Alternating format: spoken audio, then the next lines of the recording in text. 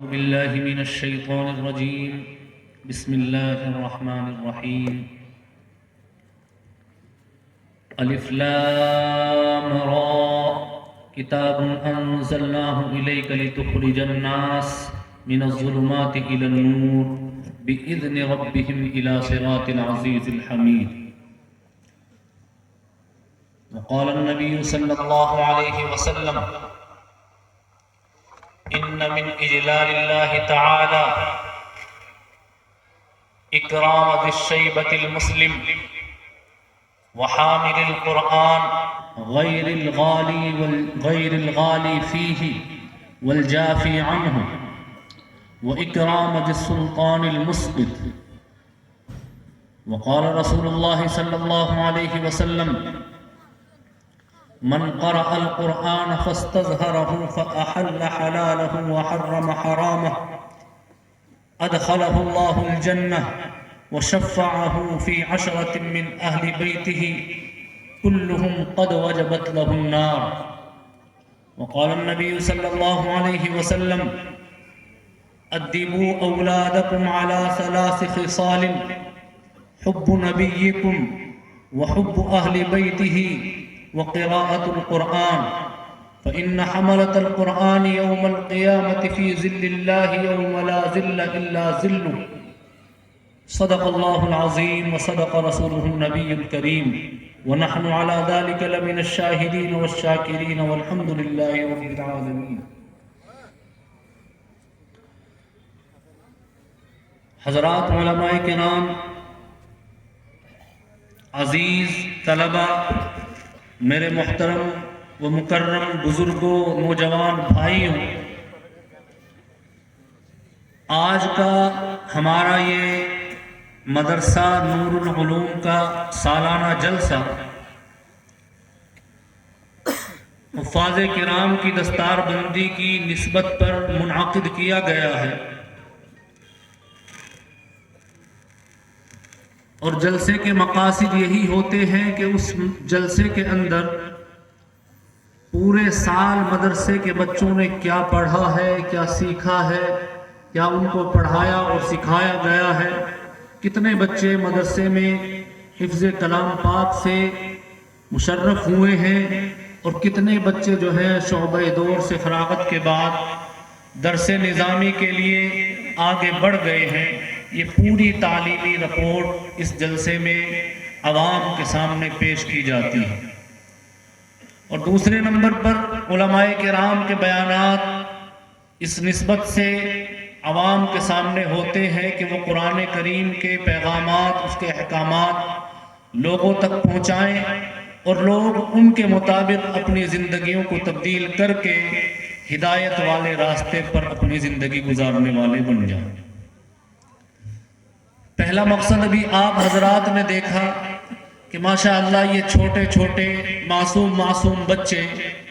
قرآن کریم کی عظمت، مدارس کی اہمیت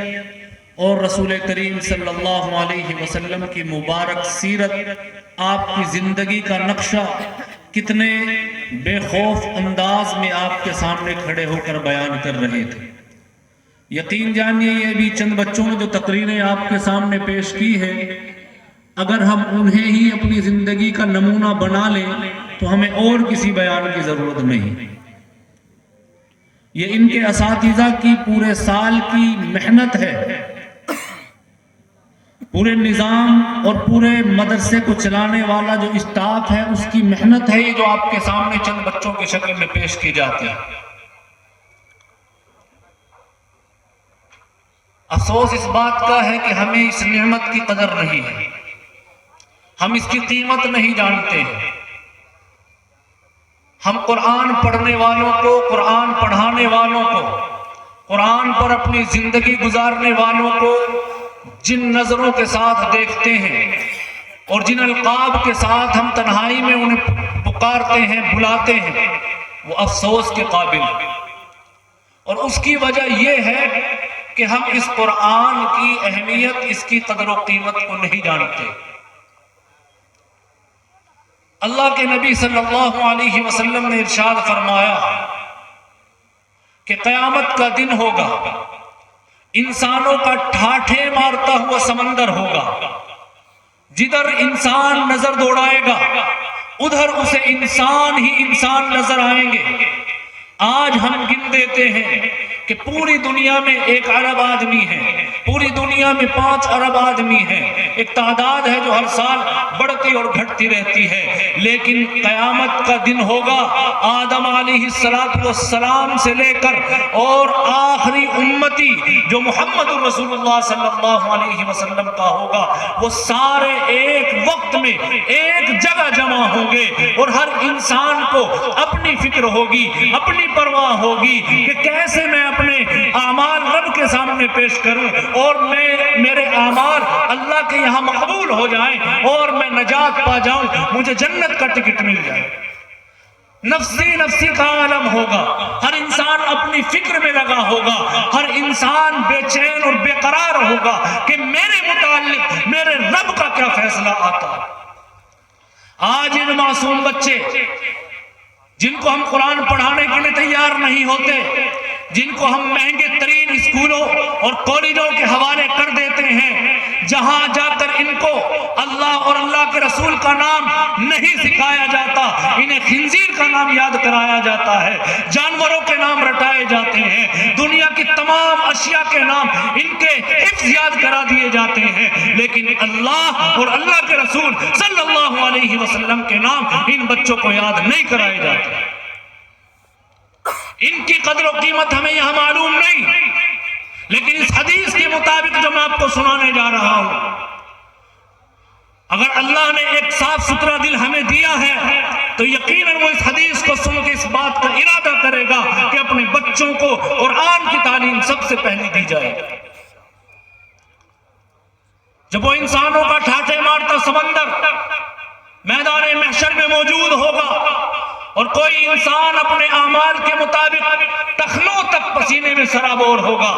ٹخنوں تک ڈوبا ہوا ہوگا، کوئی گھٹنوں تک اپنے پسینے میں ڈوبا ہوگا، کوئی ناف تک اپنے اعمال کے مطابق جو ہے پسینے میں غرق ہوگا، اور کوئی جو ہے اپنی ناک تک جو ہے اپنی زبان اور اپنی گردن تک پسینے میں ڈوبا ہوا ہوگا. ایسے عالم میں ہر انسان جو ہے سایہ تلاش کرتا ہوگا، لیکن کسی کو بھی اللہ کے عرش کے علاوہ سایہ نظر نہیں آئے گا. اور اللہ کے عرش کا سایہ اس حدیث کے مطابق کس کو ملے گا وہ میں آپ کو بتانے جا رہا ہوں.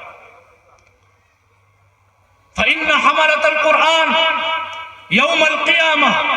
فِي ظِلِّ اللَّهِ يَوْمَ لَا ظِلَّ إِلَّا ظِلُّهُ. یہ جو معصوم بچے قرآن پڑھتے ہیں، قرآن کے حافظ بنتے ہیں، قرآن کے عالم بنتے ہیں، قرآن کے مفسر بنتے ہیں، قرآن کے مبلغ بنتے ہیں، قرآن کے داعی بنتے ہیں، لوگوں کو جو ہے ذلت و رسوائی سے نکال کر اس قرآن کے ذریعے سیدھے راستے کی تلقین کرتے ہیں، اس پر محنت کرتے ہیں، اس کے لیے کوششیں کرتے ہیں کہ ہمارا معاشرہ سیدھے راستے پر آ جائے، ہمارا معاشرہ گمراہی سے نکل کر، بدعات سے نکل کر، خرافات سے نکل کر، رسم و رواج سے نکل کر اللہ کے رسول صلی اللہ علیہ وسلم کے طریقے پر آ جائے. یہ قرآن پڑھنے والے جو آج محنت کرتے ہیں، جس کی ہمیں قدر معلوم نہیں ہے، یہ معصوم بچہ کل قیامت کے دن اللہ کے عرش کے سائے میں کھڑا ہوگا، اور جب اس کو فرشتے وہاں سے لے جانے کے لیے آئیں گے، فرشتے کہیں گے کہ اے بچے، اے قرآن کے حافظ، اب تو یہاں سے چل، تجھے اللہ نے جو قرآن دیا ہے. حضرت عائشہ صدیقہ رضی اللہ عنہ فرماتی ہیں کہ جنت کے درجات اتنے ہیں جتنی قرآن کی آیتیں ہیں. اسے کہا جائے گا قرآن کی آیتیں پڑھتا جا اور جنت کے درجات پر چڑھتا جا، جہاں تیری آخری آیت ہوگی وہی تیرا مقام جنت کے اندر اللہ نے مقرر کیا. یہ معصوم بچہ اللہ کے عرش کے سائے میں کھڑا ہوگا، فرشتے آئیں گے اس کو جنت میں لے جانے کے لیے، لیکن یہ کہے گا کہ فرشتوں، مجھے ابھی اللہ کے عرش کے سائے سے، اللہ کی قربت سے دور نہیں ہونا ہے، مجھے ابھی تم جنت میں نہ لے جاؤ، مجھے اپنے رب سے جو قربت اس جگہ ہے وہ جنت میں جا کر نہیں ملے گی، لہذا مجھے یہیں رہنے دو. فرشتے اس قرآن کے حافظ کو، اس قرآن کے عالم کو، اس قرآن کے داعی کو، اس قرآن کے مفسر کو عرش کے سائے میں کھڑا ہوا چھوڑ کر چلے جائیں گے. یہ بچہ چند لمحے کھڑا ہوگا اور اس کے ذہن میں خیال آئے گا کہ آج تیرے ماں باپ تجھے کہیں نظر نہیں آ رہے ہیں، تیرے بھائی بہن تجھے کہیں کہیں نظر نہیں آ رہے ہیں، تیرے دوست و احباب تجھے کہیں نظر نہیں آ رہے ہیں، تیرے رشتہ دار تجھے کہیں نظر نہیں آ رہے ہیں، تیرے ماما تیرے نانا نانی تجھے کہیں نظر نہیں آ رہے ہیں۔ یہ اللہ کے اس عرش کے سائے کو چھوڑے گا اور اس انسانوں کے سمندر میں کود جائے گا، اپنے ماں باپ کو تلاش کرے گا،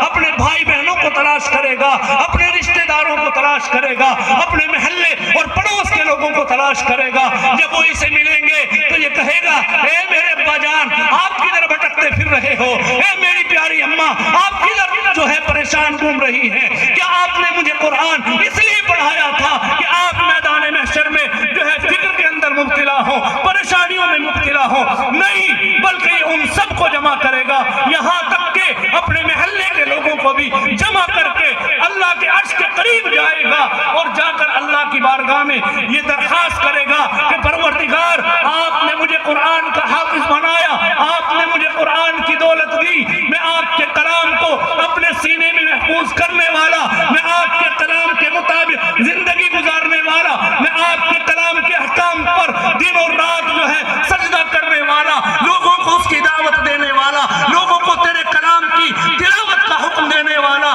لوگوں کو تک تیرے کلام کے احکامات اور پیغامات پہنچانے والا۔ پروردگار آج میرے ماں باپ جو ہیں یہ اپنے گناہوں کی وجہ سے جو اس بھیڑ کے اندر پسینے میں ڈوبے ہوئے ہیں، یہ پریشان ہیں، پروردگار تجھے تیرے اس قرآن کا واسطہ میرے سینے میں یہ جو تیرا قرآن محفوظ ہے میں اس کا واسطہ دے کر اپنے ماں باپ کی، اپنے بھائی بہنوں کی، اپنے محلے کے لوگوں کی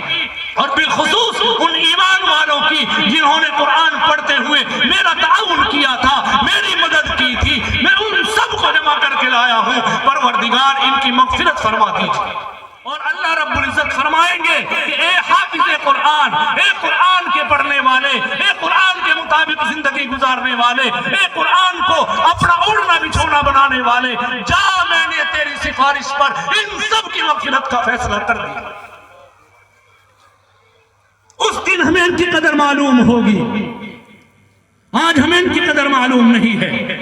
اللہ کے نبی صلی اللہ علیہ وسلم دوسری حدیث میں ارشاد فرماتے ہیں، ان من اجلال اللہ تعالی اکرام ذی الشیبۃ المسلم وحامل القرآن غیر الغالی فیہ والجافی عنہ۔ اللہ کے نبی فرماتے ہیں کہ یہ قرآن کے حامل ہیں، قرآن کے حافظ ہیں، قرآن کے عالم ہیں، قرآن کے مفسر ہیں، قرآن کی تفسیریں کرنے والے ہیں، قرآن کو پڑھنے اور پڑھانے والے ہیں، قرآن کے مطابق اپنی زندگیاں گزارنے والے ہیں۔ ان کی تعظیم کرو، ان کی تکریم کرو، ان کی عزت کرو۔ ان کی تعظیم، ان کی تکریم اللہ کی تعظیم اور تکریم کا ہی حصہ ہے۔